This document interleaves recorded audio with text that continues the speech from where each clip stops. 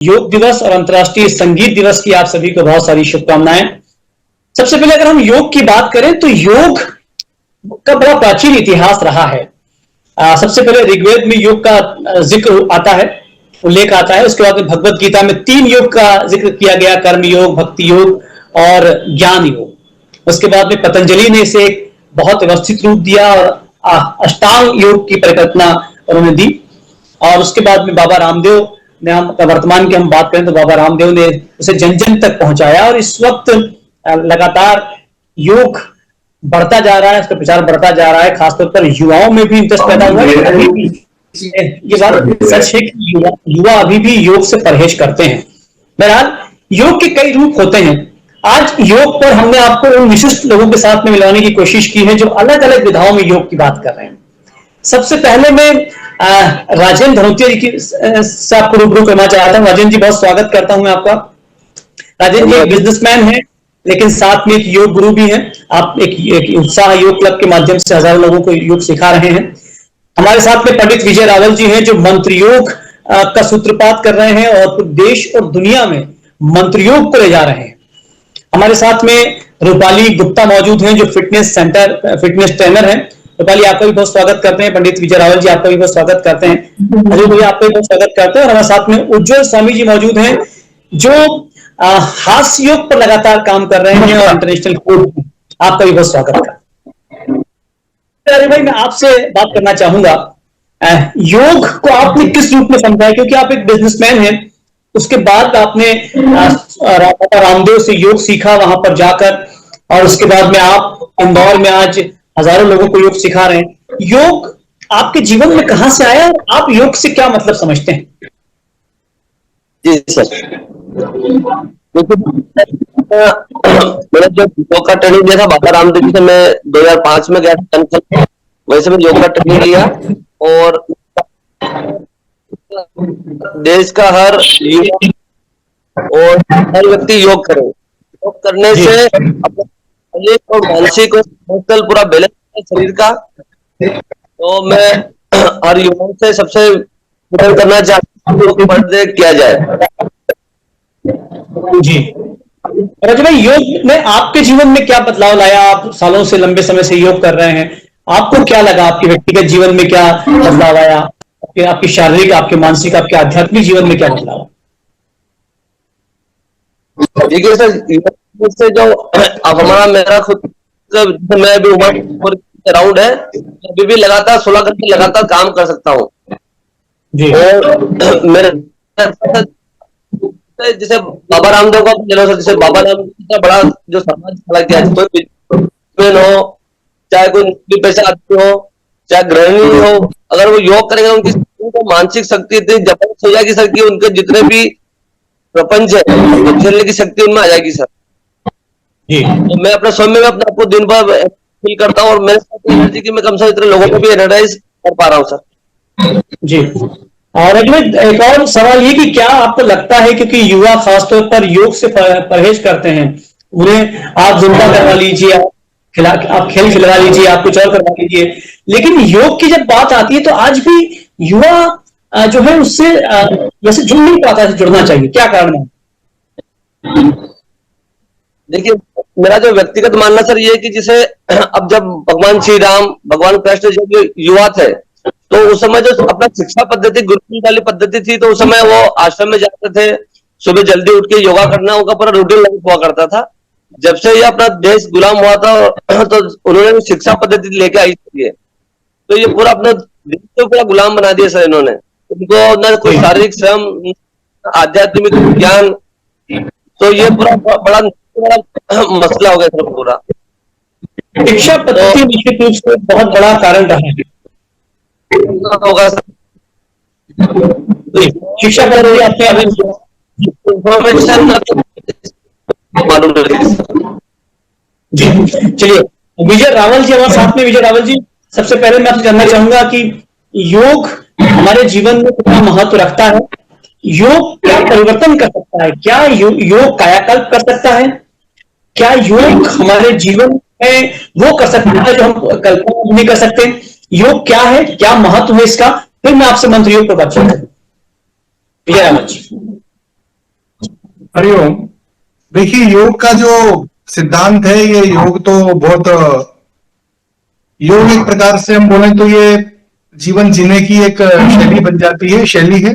और दूसरा, योग की जो परिभाषा, जो उसको पहला नाम दिया गया है कि योग को कहा है चित्त वृत्ति निरोधनम, ठीक है। जी और चित्त वृत्ति निरोधनम ये योग की सबसे जो मेन लाइन है वो यही लाइन है। और चित्त वृत्ति निरोधन किसको करना है, वो किसी को समझ में आएगा। जो मेरे पहले बोल रहे थे भाई साहब राजेंद्र जी, उन्होंने जो कहा कि आजकल लोगों में, युवा लोगों में अंडरस्टैंडिंग कम होती है, इससे संपर्क उतना नहीं बना पाते, तो इसका कारण शिक्षा भी है, ठीक है। उसी बात से हम आरंभ करते हैं। तो योग से सब कुछ प्राप्त किया जा सकता है। गीता में तो कहा है अप्राप्त की प्राप्ति ही योग है। ओम ये भगवान कृष्ण ने कहा है। तो जो हमारी एजुकेशनल सिस्टम है, उस सिस्टम के अंदर योग को इतना इनकलकेट नहीं किया है, इसलिए भी थोड़ा योग का वो युवाओं में कम है। और दूसरा जो आपने कहा योग कायाकल्प कर देता है, परिवर्तन कर देता है, तो मैं तो बोलूंगा, मैं तो उसकी एडवोकेसी करूंगा ही, क्योंकि मैं तो खुद के अपने जीवन में आमूलचूल परिवर्तन देख रहा हूं योग से। योग इतना बड़ा विषय है। हम तो कर्मकांड से आरंभ करें तो शरीर शुद्धिकरण होता है, मन का शुद्धिकरण, आत्मा का शुद्धिकरण, फिर शरीर के 5 कोषों का शुद्धिकरण होता है, 4 कोष का शुद्धिकरण हो जाता है। तो योग बहुत समय बहुत अच्छा जीवन में उतारने के लिए ऐसा एक अंग है, हमारे वेद का एक अंग है। ये वेद का डायरेक्ट अंग तो नहीं है, लेकिन जो ये शारीरिक प्रतिपादन के लिए, मन, आत्मा, चित्त, बुद्धि, अहंकार की स्थिरता के लिए योग के जितने भी 8 के 8 अंग हैं, ये सभी श्रेष्ठ है। ये सबको करना चाहिए। पंडित विजय रावल जी, एक और बहुत सामान्य सवाल ये है, मैं एक बहुत आम दर्शक की तरह बात कर रहा हूं, जो आम दर्शक कई बार समझ नहीं पाता, आम व्यक्ति समझ नहीं पाता। योग, मेडिटेशन और प्राणायाम में क्या मूल रूप से अंतर पाते? क्योंकि आम आदमी योग का मतलब सब कुछ समझ लेता है, क्या इनमें अंतर है? सही बात है, सही बात है। हम इसको ऐसा समझ सकते हैं, मैं आपको ऐसा बता देता हूं कि जैसे हम जब बच्चे होते हैं तो हमारे लिए, हमारे समझने के लिए होती है कुछ छोटी मोटी एक्सरसाइज होती है। भाई बाल मंदिर में चले जाओ, वहां कबड्डी खेल लो, वहां छोटे बच्चों के साथ खेल लो, ठीक है। फिर हम थोड़ा आगे मिडिल स्कूल में जाते हैं तो मिडिल स्कूल तक, मिडिल लेवल तक फुटबॉल खेलते हैं, क्रिकेट, बेसबॉल, फुटबॉल ये खेल लेते हैं। फिर कॉलेज में जाते हैं, कॉलेज की कॉम्पिटिशन होती है, फिर वो रणजी वगैरह खेलने लगते हैं। फिर थोड़ा और उम्र तक आता है तो फिर वो वनडे और फिर बड़े मैचेस, फिर नेशनल, इंटरनेशनल चले जाते हैं, ठीक है। ये क्रम है। तो जैसे ये जीवन का क्रम है, उसी प्रकार से जो हमारी भौतिक शरीर है, भौतिक शरीर के लिए योग के शुरू के अंग यम, नियम, आसन, प्राणायाम, ये 4 जो है भौतिक शरीर के लिए है। और प्रत्याहार से फिर हमारी जो है ये सूक्ष्म दृष्टि जो है, अंतर्दृष्टि जो चालू होती है, प्रत्याहार के बाद धारणा, ध्यान, समाधि। तो ये सूक्ष्म दृष्टि, शरीर का जो सबटेल पार्ट है, जो सूक्ष्म भाग है, जो माइंड का भाग है, जो मन का भाग है, वहां तक के लिए काम करने के लिए फिर योग के बाकी अंग वो काम करते हैं। और आपका सही सवाल है कि आसन और ये सब बॉडी की, शरीर की फ्लेक्सिबिलिटी के लिए, शरीर के कुछ आंतरिक अंगों में जैसे पेनक्रियाज है या स्केलेटल सिस्टम है, या जो भी बड़े बड़े योग के जानकार पीके अय्यंगार हो, कृष्णमूर्ति जी हो, इवन बाबा रामदेव जी हो, ये लोग जो बताते हैं कि शरीर को तोड़ने मरोड़ने से और विभिन्न आसन करने से, हठ योग इत्यादि से अंग भी ठीक होते हैं, शरीर के अंग पे प्रभाव होता है और स्वास्थ्य भी अच्छा होता है। पर यदि मन की बात जहां तक है, तो मन को ठीक करना, जो मनोदैहिक समस्याएं हैं, जीवन शैली जनित है, जो मन से संबंध रखती हैं, तो वहां तक तो प्राणायाम, फिजियोलॉजिकल बॉडी भी नहीं पहुंच पाती है। वहां तक तो सिर्फ कुछ और पहुंचता है। वो धारणा के बाद की स्थिति आती है, ध्यान तक ले जाती, तो वो फिर लय योग, मंत्र योग, ये एक स्पेशलाइज्ड कैटेगरी हो जाती है। इस प्रकार से ये सभी अलग अलग है। प्राणायाम एक अलग चीज को परिपुष्ट करता है, योगासन और यम नियम ये भौतिक शरीर के लिए, और धारणा, ध्यान ये आंतरिक यात्रा के लिए होते हैं। चलिए, मैं आपसे मंत्रियों की बात करूंगा, लेकिन स्वामी जी से बात करता हूँ। स्वामी जी, आप चूंकि मैं जितना आपके बारे में जानता हूं कि आप ब्रेन ट्यूमर सर्वाइवल हैं, आपने ब्रेन ट्यूमर को हराया, और एक समय आप भी मेडिकल फील्ड में लंबे 35 साल तक रहे, और उसके बाद में अपना जीवन योग को समर्पित किया। हास्य योग पर आप बहुत ज्यादा जोर देते हैं। क्या आपको लगता है कि सिर्फ हास्य योग जो है वो अपना अपने कंप्लीट पैकेज है योग का? सिर्फ हास्य यदि आदमी आनंद साध ले तो सारे योग साध सकते हैं? नहीं, मैं समझता हूँ हास्य योग जो है वो एक योग का एक अंश है। योग का मूलतः उद्देश्य योग का अपने आप में शब्द से ही भाषित होता है कि जुड़ना, किससे जुड़ना, उस परम शक्ति से जुड़ना, ईश्वर कह लीजिए, अल्लाह कह लीजिए, गॉड कह लीजिए, या यूनिवर्सल कॉन्शियसनेस कह लीजिए, उससे जुड़ना जो है योग का लक्ष्य है। पतंजलि भी वही कहते हैं कि जो भी यम नियम और सब बताए गए हैं, शरीर को पहले स्वस्थ करें। तो शरीर का जो व्यायाम है वो योग है, उसके बाद प्राणायाम है। ये शरीर को, मन को संतुलित करके कनेक्ट करना है उस यूनिवर्सल कॉन्शियसनेस से, जो कि इटर्नल ब्लिस, इटर्नल हैप्पीनेस का सोर्स है, वो यूनिवर्सल कॉन्शियसनेस, उससे कनेक्ट करना है। तो हास्य योग जो है, दरअसल हम अभी हास्य योग की जो क्लासेस हम लोग कहते हैं, मैं इंटरनेशनल लाफ्टर योगा का ट्रेनर हूँ, तो दुनिया भर में 22-23 हजार लाफ्टर योगा के क्लब चल रहे हैं। कितनी ताजुब की बात है, इससे अनुमान कर सकते हैं कि दुनिया में तनाव कितना अधिक है। और इस लाफ्टर योगा क्लासेस के अंदर मूलतः फेक लाफ्टर कराया जाता है, नकली हंसी हम कराते हैं, क्योंकि असली हंसी तो अंदर से मनुष्य दुखी है, तनाव है, प्रतिस्पर्धा है, महंगाई, बेरोजगारी और कई प्रकार की समस्याओं से मनुष्य जूझ रहा है। युद्धों के साथ संकट, राष्ट्रों के ऊपर युद्ध के बारे में मंडरा रहे हैं। हमारे अभी भारत पाकिस्तान का युद्ध खत्म हुआ, तनाव की इंतहा को हम झेल रहे हैं। ऐसी स्थिति में वास्तविक हंसी खुशी तो अभी मुझे लगता है कि थोड़ा मुश्किल हो जाती है, तो नकली डॉक्टर कराते हैं। तो जब नकली हंसी हम हंसते हैं तो उससे क्या होता है, शरीर समझता नहीं है कि ओरिजिनल हंसी और नकली हंसी का क्या फर्क है। तो बॉडी के जो इंटरनल ऑर्गन्स है उनको फायदा मिलता है, गाल ब्लैडर है, पैनक्रियाज है, लीवर है, जो अंदर के ऑर्गन से उनको फायदा मिलता है, उनकी जॉगिंग होती है। फिर नकली हंसी से क्या होता है, कम्युनिटी में जब हंसते हैं तो असली हंसी में वो कन्वर्ट हो जाती है। कहते हैं ना, first you fake it then you make it. तो नकली हंसी से फिर असली हंसी आती है। थोड़ी हंसी आने से क्या होता है, अभी हमारे पूर्व वक्ता जो कह रहे थे कि बॉडी और माइंड का कनेक्शन है, there is a big connection body and mind. इसको कहते हैं मनोदैहिक संबंध, साइकोसोमेटिक रिलेशनशिप। तो कहीं ना कहीं मन में नकली भी हंसी आप करोगे तो कहीं ना कहीं मन का प्रभाव शरीर पे आता है, शरीर का प्रभाव मन पे आता है। तो हास्य से it is a complementary exercise, ये परिपूरक है। पूर्ण योग का लाभ तो उससे नहीं मिलेगा। मैं सारे योग के आसन लगाता हूँ, एक्सरसाइज करता हूँ, डाइट पे पूरा संतुलित आहार लेता हूँ। डाइट और ब्रेन ट्यूमर से जब ग्रस्त हुआ तो जीवन 2011 में ऐसा लगा था समाप्त सा हो गया। सत्संग प्रवचन करते थे उस दौर में, लेकिन जब ब्रेन ट्यूमर से सर्वाइव किया, यानी कि हेल्थ का महत्व समझ में आया, तब से 14 सालों से मैं हेल्थ और हैप्पीनेस पे काम कर रहा हूँ और सत्संग भी करता हूँ। तो योग जो है मैं समझता हूँ एक विधा है और प्राचीन विधा है और बहुत बहुमूल्य विधा है। तो आज विश्व योग दिवस है। मैं आप सबको बहुत सारी बधाई देता हूँ कि हम योग से जरूर जुड़े, लेकिन केवल फ्लेक्सिबल बनाना योग का लक्ष्य नहीं है। अभी मैं एक इवेंट में हूँ, वहां से मैं नीचे आके आपको इंटरव्यू दे रहा हूँ। वहां पे योग के बड़े बड़े एक्सपर्ट्स हैं, बड़े बड़े बॉडी के जो मोड़ तोड़ के बहुत अच्छे से योगा कर रहे हैं। वहां पे मैंने कहा कि हमारे मन को भी फ्लेक्सिबल होना चाहिए। जी हाँ, जी हाँ, जी हाँ, जी कुछ कह रहे हैं हम एक महत्वपूर्ण सवाल फ्लेक्सिबल होना चाहिए। जी, रूपाली हमारे साथ में, रूपाली से बात करते हैं। रूपाली, चूंकि आप तो आज योग दिवस भी है, संगीत दिवस भी है आज, और आप तो योग से भी जुड़ी हुई हैं, फिटनेस से जुड़ी हुई है, संगीत से जुड़ी हुई, तो आप जुम्बा भी करवाती हैं, संगीत के माध्यम से होता है। बहुत महत्वपूर्ण सवाल आपसे कि देखिए, खासतौर पर ऐसा कहा जा रहा है कि युवा जो है वो योग से दूर हो रहा है। क्या योग जब योगा बनकर आता है, जुम्बा बनकर आता है, तो उससे युवा जुड़ जाता है? क्या शब्दों के हेरफेर की जरूरत है? देखिए, मुझे पहले तो ये लगता है कि ये जो आपने क्वेश्चन किया है इसमें थोड़ा सा करेक्ट करने की जरूरत है, क्योंकि अभी आजकल का युवा थोड़ा बदल गया है। पहले का युवा कुछ अलग था, आजकल का युवा थोड़ा अलग हो गया है। आजकल के युवा को हर वो चीज पसंद है जो पुराने समय से जुड़ती आ रही है। जैसे आपने देखा कोरोना टाइम पर हम लोगों ने रामायण को कितने अच्छे से एक्सेप्ट किया, उससे सीख ली। उसके बाद जब कोरोना के बाद जब पूरा लॉकडाउन खत्म हुआ, तब हमने वो अपने लाइफ में उस चीजों को एप्लीकेबल करना चालू कर दिया। तो वो हमें डे बाय डे उस चीजों का जो रिजल्ट है वो मिलता गया। ऐसे योग की अगर हम बात करें तो पहले का जो युवा था उसे योग थोड़ा बोरिंग लगता था।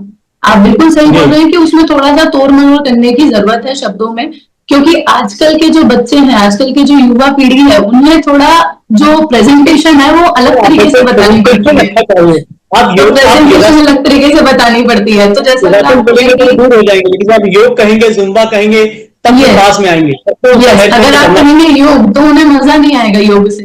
और अगर आप कहेंगे योगा या फिर योगा फ्लो, तो फिर वो दौड़े चले आएंगे उसके बाद। आएंगे। हमारा अल्टीमेटली जो रिजल्ट है, वो जो मोटिव है, वो यही है कि हमें युवा को योग से जोड़ना है। अब भले हम उसको योगा बोले चाहे योग बोले, हमें कराना तो उनसे वही चीज है जो हमें करानी है। अगर अभी आप देखें तो एक योग डांस करके भी मैंने इंदौर में चालू किया है, जिसमें ये होता है कि जो जुम्बा होता है, जुम्बा और योगा का मिक्सचर, पूरा योग आसन होते हैं उसके अंदर, बट जो योगा फ्लो हम बोलते हैं ना, उसको एक रिदम बेस पे हमने बनाया है कि रिदम के साथ थोड़ा इंटरेस्टिंग, थोड़ा एक अपना फ्लेवर, एक तड़का डाला है कि ताकि जो योग की जो इम्पोर्टेंस है वो भी युवा को पता चले, और साथ ही साथ उनका जो हमारा मोटिव है, उन्हें स्वस्थ रखना, उन्हें हेल्दी रखना, वो भी फुलफिल हो जाए।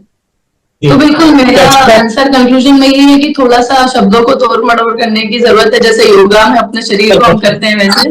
बिल्कुल बिल्कुल अच्छी बात कह रही हैं आप। तो अब हम थोड़ा सा इस विषय में हल्का सा बदलाव करते हैं।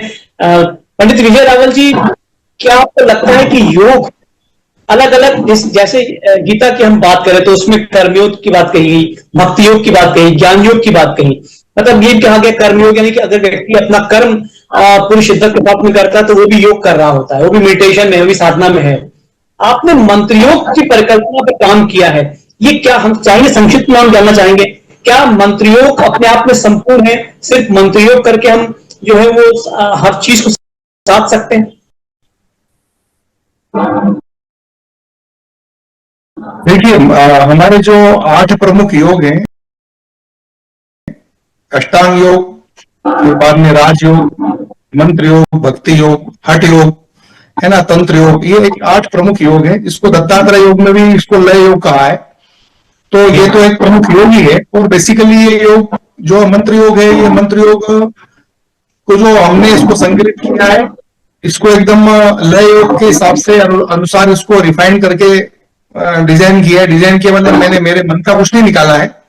ये वैदिक मंत्रों के, वैदिक ऋषि मुनियों के जो उच्चारण किए हुए मंत्र थे, वो मंत्र का उपयोग सिर्फ पंडिताई में या पूजा पाठ में ही नहीं होता है। उनका 3 प्रकार से उपयोग होता है। जो वेद भी, जैसे वेद का भी जो डायरेक्शन है वो ज्ञान, कर्म, उपासना और विज्ञान है। तो हमने उपनिषदों का साइंटिफिक इंटरप्रिटेशन निकाला है। ये 33 उपनिषद, मांडुक्य उपनिषद के अनुसार इनको कॉन्सेप्चुलाइजेशन किया है और वेद मंत्रों को उसमें सम्मिलित किया। और सारे वेद मंत्रों की जो हर एक व्यक्ति के लिए वेद मंत्र बोलना आसान नहीं है, तो हमने इसको बराबर से साइंटिफिकली, इसके काफी सारे साइंटिस्ट लोगों से बात करके इसको 432 हर्ट्ज जो है नेचर की जो साउंड फ्रीक्वेंसी, उस पे इसको ट्रिगर करे, उतनी फ्रीक्वेंसी पे इसको रिकॉर्ड किया है।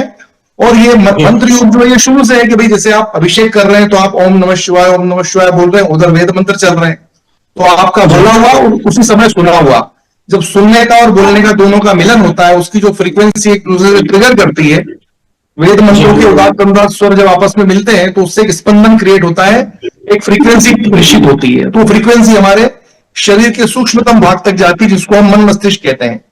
भाई हमारे योग दर्शन में तो हम मन को समझते हैं कि मनस कहाँ है। मनस तो ये 13 अंगुल के बीच में सांस चलती है, सांस में हृदय में, यहाँ मन लोकेट है। लेकिन विदेशी साइंस समझता है कि जो एक्टिव ब्रेन है वो माइंड है, वो मन है, या माइंड जो है मन है हमारा। तो वो भी है, क्योंकि ब्रेन में ही सब कुछ, सारे केमिकल्स का जो सीक्रेशन है वो ब्रेन के आंदोलन से सब, मस्तिष्क का आंदोलन से ही सब होता है। ये मंत्र योग जो है ये मन के ऊपर प्रभाव डालने वाला मन का योग है। मन में जब कुछ, हमारे आज की दुनिया में पासवर्ड हमारे मन में है, हमारा मन कहता है हम वही करते हैं। हमारा मन कहता है हम ऑर्डर कर देते हैं पिज्जा, हमारा मन कहता है हम जुम्बा बोल लो, हमारे इनके मन ने कहा कि भाई योग को युवा बोल लो। ये सब मन कह रहा है, मन की खेल है। तो मन नियंत्रण में कैसे आएगा? मन का नियंत्रण कौन से होता है? कोई आसन नहीं हठ योग में, कोई ऐसी दुनिया में चीज नहीं जो मन को नियंत्रण करते। भगवान ने, कृष्ण ने खुद ने आखिरी में गीता में कह दिया, भैया इंद्रियों में मैं खुद मन हूं। बिल्कुल सही। हमारे साथ ही विराजमान है, 10 इंद्रिय पूरी घोड़े की लगाम कस के रखी मन ने। तो मन पे लगाम कौन लगाया? मन पे लगाम आती सिर्फ मंत्र योग के, वैदिक मंत्रों के। और हमने ये विश्व का पहला ऐसा मोबाइल एप्लीकेशन बनाया है जो वैदिक मंत्रों पे आधारित है। सारे मंत्रों की साउंड फ्रीक्वेंसी 432 है। किसी को ज्यादा मेहनत नहीं करना है, सिर्फ कान में लगा के सुनना है और उनका उच्चारण करना है। तो उससे आपकी 24-25 कैटेगरीज है। जैसे जिन चीजों की नाप नहीं है, संक्षिप्त सी बात है, जिन व्याधियों की, जिन मनोदैहिक समस्याओं की कोई नाप नहीं है, उनकी कोई भाप नहीं है, मतलब उनसे कोई आप कुछ कर नहीं सकते। जैसे तनाव की क्या नाप है, स्ट्रेस की, एंजाइटी, डिप्रेशन, थकान हो गई, नींद नहीं आ रही, तो कितनी नींद नहीं आ रही है, कितने ग्राम नींद नहीं आ रही है, कितने मिलीग्राम नींद नहीं आ रही है, इसका कोई पैमाना नहीं है। जिसका वो पैमाना, जिसको मेजरमेंट नहीं किया जा सकता है। बहुत सी चीजें हैं, जैसे मेमोरी, उसको आप मेजरमेंट नहीं कर सकते। डायबिटीज, डायबिटीज सुबह अलग खा लो, अलग शाम को अलग, दोपहर में अलग, लड्डू खा लो तो अलग। तो जिसकी नाप नहीं है उसके लिए ये काम करता है। जैसे किसी का हीमोग्लोबिन 8 हो गया जी, तो हीमोग्लोबिन का इलाज हो सकता है, किसी को 8 हो गया तो उसको दवाई दे के 12-13 लाया जा सकता है। बाकी बहुत सी चीजें जिनकी नाप है। आप तो बहुत साइंटिफिकली उसे प्रूव करने की कोशिश की और ताकि पूरा उसे समझ सके, बहुत अच्छी बात है। इसके ऊपर हम लोग मेडिकल कॉलेज में इसकी रिसर्च हो रही है और काफी सारे मेडिकल हेल्दी वॉलेंटियर्स इस पे काम कर रहे हैं, वो रिसर्च कर रहे हैं। और देश विदेश में बहुत लोग कर रहे हैं इसको, और सिर्फ योगा नाम से ही कर रहे हैं, मंत्र योग नाम से। विदेश के लोग इतना टेक्निकली बिल्कुल इन्वॉल्व होकर काम कर रहे हैं इसके ऊपर और बहुत आनंद ले रहे हैं इससे। ये निःशुल्क है, मंत्र योग मेडिटेशन मोबाइल एप्लीकेशन। बहुत अच्छी बात। राजेश जी, आपसे जानना चाहूंगा कि योग सिर्फ योग करने की वजह से काम चल जाता है, या किस समय किया जा रहा है, आहार क्या लिया जा रहा है, आपके आचार विचार क्या है, आपकी जीवन शैली क्या है, क्या इसका भी महत्व है योग के साथ? देखो, अपना आसन है, प्राणायाम है, ये सब पार्ट है योग के। तो योग का बराबर, मतलब जैसे मान लो आप शरीर में कोई बीमारी होती करो, तो वो जैसे मान लो कुछ आपको शरीर में बढ़ गया है, या कोई केमिकल कम हो गया है, हार्मोन बढ़ गया है, कम हो गया है, तो पूरा बैलेंस हो जाता है। सुबह सुबह जब आप देखोगे तो जब आप सिचुएशन वाले जो क्रियापन करते हैं कि ऑक्सीजन लेना, डीप ब्रीदिंग करना, तो मोर ऑक्सीजन बॉडी के अंदर जाती है।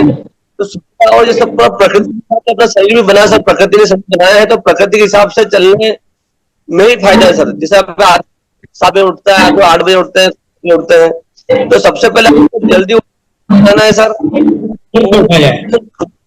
योगा के लिए सर जी, मतलब ब्रह्म मुहूर्त में उठाया जाए और उसके बाद में क्या आचार और विचार, क्योंकि आपने योग कर लिया, आप ब्रह्म मुहूर्त उठ गए, लेकिन आपके आचार विचार ठीक नहीं है, आपकी मानसिकता ठीक नहीं है, आपकी दृष्टि ठीक नहीं है, तब क्या योग काम करेगा?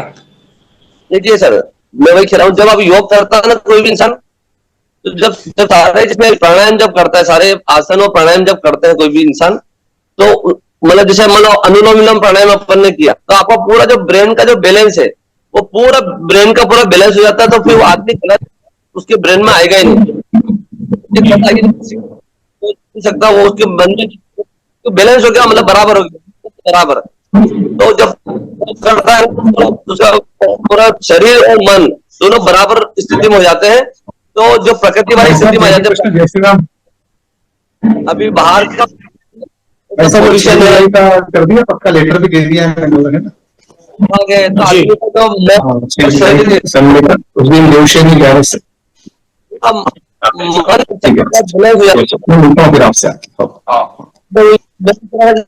योग करने सुबह जल्दी उठना सही है सर जी। अच्छी बात, आहार पे भी विशेष ध्यान प्राकृतिक होना चाहिए। बिल्कुल। स्वामी जी, क्या कारण है जब योग इतना महत्वपूर्ण है, योग कायाकल्प कर सकता है, और अब इतना हमने बातचीत की है, उसके बावजूद क्या कारण है कि एक बड़ा वर्ग हिंदुस्तान का योग से अछूता है?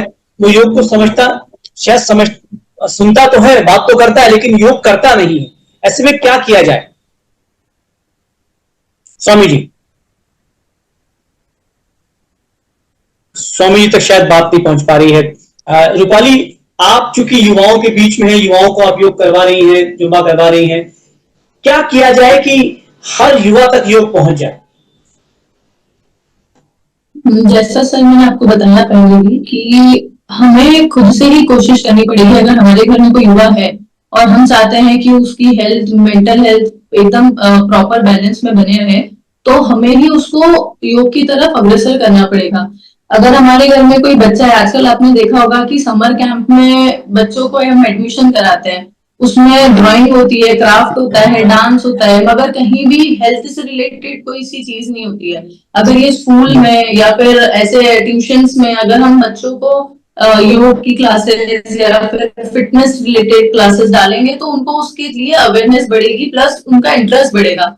अभी हम लोगों ने बहुत सारी चीजें कर रखी है हमारे बच्चों का माइंड डेवलप करने के लिए, but what about the body? हम उनकी बॉडी के लिए कुछ नहीं सोचते, क्योंकि बच्चे खाते भी जंक है आजकल के बच्चे, और फिर उनका जो फिजिकल एक्टिविटी है बहुत कम हो गया है। वो दिन भर फोन यूज करते रहते हैं, वीडियो गेम्स यूज करते हैं, अंदर ही अंदर खेलते हैं, बाहर खेलना बंद कर दिया है। तो वो उन सब रीजन की वजह से हमें थोड़ा सा पुश करना चाहिए हमारे बच्चों को कि वो योग की तरफ बढ़े। तो हमें कुछ ऐसी एक्टिविटीज उन्हें ज्वाइन करवानी चाहिए डेली बेसिस पर। बच्चों से शुरुआत करेंगे तो शायद चीजें जल्दी आगे बढ़ेंगी, क्योंकि जो आप बोगे वही आपको मिलेगा एट द एंड। अच्छी बात है, अच्छी बात। स्वामी जी, आप तक आवाज पहुंच पा रही है मेरी? क्या स्वामी जी से बात आवाज नहीं पहुंच पा रही है? पंडित विजय रावल जी, बहुत संक्षिप्त में जानना चाहूंगा कि क्या किया जाए ताकि हिंदुस्तान के बच्चों तक योग पहुंच जाए, युवाओं तक योग पहुंच जाए। क्या प्रयास किए जाने चाहिए सरकार के माध्यम से, संस्थाओं के माध्यम से, व्यक्तिगत माध्यम से? एजुकेशन सिस्टम में इसको लाना चाहिए, तभी तो ये काम हो पाएगा जी। और एजुकेशन सिस्टम में, हाँ, पहली दूसरी पांचवी ये सब इसको जैसे दूसरे देशों में एक्सरसाइजेस और डिफरेंट एक्टिविटीज की जाती है, तो जो भारतीय संस्कृति का है, भारत में योग का कुछ नहीं चलेगा तो फिर कहाँ चलेगा? अब ईरान और सर्बिया तो योग करेंगे नहीं, वो तो जिम्मेदार लोग हैं। 25 पन्ने की किताब पिछले 70-80 साल में नहीं चला रहे। वैदिक साहित्य का इतिहास 5 पन्ने की किताब 25 साल के आदमी को नहीं मालूम, आज 30 साल 40 साल के आदमी को नहीं मालूम के वेद कितने हैं और ये क्या है। तो इसके लिए तो सरकार को प्रयास होना चाहिए, बहुत जरूरी है। स्वामी जी, बहुत संक्षेप में आपसे जानना चाहूंगा, क्या किया जाए, ऐसा क्या किया जाए कि योग के महत्व हर व्यक्ति समझ जाए? ये बीच बीच में नेटवर्क जा रहा है, मैं प्रयास करता हूँ आपको अपनी बात कहने का कि हर व्यक्ति योग से जुड़ सके। ये सवाल है आपका कि क्या हम करें कि हर व्यक्ति, आम व्यक्ति और युवा वर्ग योग से जुड़ सके, ये सवाल है आपका? जी बिल्कुल, क्या किया जाए ऐसा कि जी। देखिए, मैंने स्वयं ये प्रयोग किए हैं। लाफ्टर क्लब एक जमाने में जब चलते थे तो कुछ बुजुर्ग लोग बगीचे में इकट्ठे होकर हंसते थे और ज्यादा यंग लोग उसमें नहीं थे। लेकिन जब मैंने 2015 में इन क्लब के साथ एसोसिएट करके मैंने अपने क्लब के साथ गतिविधि शुरू की, मेरे क्लब में आज इंडिया में सबसे ज्यादा यंग लोग हैं, क्योंकि हम क्लब के साथ, मेरे जुम्बा ट्रेनर है, मेरे साथ रहते हैं, हम जुम्बा कराते हैं, एरोबिक्स कराते हैं, उसके साथ हैप्पीनेस की हेल्थी डाइट के बारे में हम बताते हैं। और लाफ्टर को हमने केवल खड़े रहकर के ठहाके मारने तक सीमित नहीं रखा, हमने फिजिकल एक्सरसाइजेस के साथ लाफ्टर को कनेक्ट किया है। हम जॉगिंग रनिंग करते हुए भी लाफ्टर की एक्टिविटी को डेवलप किया है हमने। और मैंने स्वयं ने 50 प्रकार की लाफ्टर की ऐसी टेक्निक डेवलप की है जिसमें फिजिकल मूवमेंट्स ज्यादा होते हैं। खड़े रह करके केवल हाहा करना नहीं होता है। यही तो पता लगा केवल आपका हाहा जीवान और मुंह पर ऊपर के एरिया का एक्सरसाइज हो रहा है, पूरी बॉडी उसमें इन्वॉल्व हो। इसलिए हमने योगा के साथ, फिजिकल मूवमेंट्स के साथ लाफ्टर को कनेक्ट किया और आम जनता और स्पेशली यंगस्टर्स मेरे से जुड़े हैं इसी कारण से, क्योंकि हम लोग उसमें म्यूजिक के साथ हम लाफ्टर योगा कराते हैं, जुम्बा होता है। और मेरे हर सेशन में आप देखेंगे सोशल मीडिया पे मेरे हजारों वीडियो हैं, लास्ट में हम लोग जुम्बा और एरोबिक्स का एक सेशन रखते हैं और लोगों को कनेक्ट करते हैं। जो जिस देश की भाषा में, जिस देश में हम रहते हैं, उसी की भाषा और उसी शैली को हम समझ के काम करेंगे तो हम लोगों से कनेक्ट कर पाएंगे। तो युवा लोग जो है यही कारण से जुड़ेंगे, उनके रुझान क्या है समझे, ताकि आप जोड़ पा रहे सकते हैं। हैं। जी, अच्छी बात है। राजन जी, आपसे कहना चाहूंगा बहुत संक्षेप में कि ऐसा क्या किया जाए कि लोगों तक, युवाओं तक, खासतौर पर उन लोगों के साथ जो कहीं बिजनेस कर रहे हैं, जो किसी जॉब पर है, उनको उनके साथ में कैसे ताकत में स्थापित किया जाए, कैसे योग से जोड़ा जाए उन्हें? देखिए सर, मेरा तो ऐसा कोई भी काम सरकार के ऊपर थोपने से काम नहीं होगा। जो अपने समाज में जो अपन अपने को जवाबदारी अपने कंधे पे उठाना पड़ेगा, अपने को लोगों को मोटिवेट करना पड़ेगा, लोगों को संपर्क में लाना पड़ेगा, लोगों योग से जोड़ना पड़ेगा। सरकार भी अपने काम में काम करेगी, लोकल बॉडी, जो गवर्नमेंट लोकल बॉडीज है वो भी अपना काम करेगी।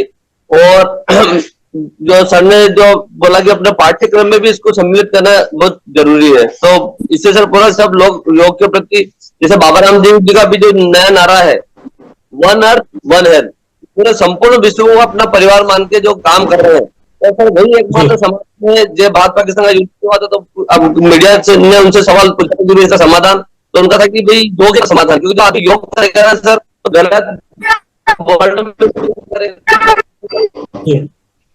बहुत अच्छी बात आप कर रहे हैं कि युवाओं को जोड़ने के लिए, उनसे जुड़ने की आवश्यकता है, एजुकेशन सिस्टम में लाने की आवश्यकता है, व्यक्तिगत तौर पर काम करने की आवश्यकता है। सरकार तो अपना काम कर रही है, संस्थाओं को अपनी काम करने की आवश्यकता है। जो रूपाली कर रहे हैं, जो स्वामी जी कर रहे हैं, जो पंडित विजय रावल जी कर रहे हैं, और जो राजन जी आप कर रहे हैं, यही चीजें जो है वो योग को लोगों तक पहुंचाएगी। और जो हिंदुस्तान, हमारा देश जो है, पहले कहा जाता था कि सबसे आनंद की अवस्था में है, शायद उस अवस्था तक हम फिर से प्राप्त हो पाए। बहुत सारा धन्यवाद रूपाली, पंडित विजय रावल जी, स्वामी जी, राजेंद्र जी हमसे बातचीत करने के लिए। आप देखते रहिए साधना।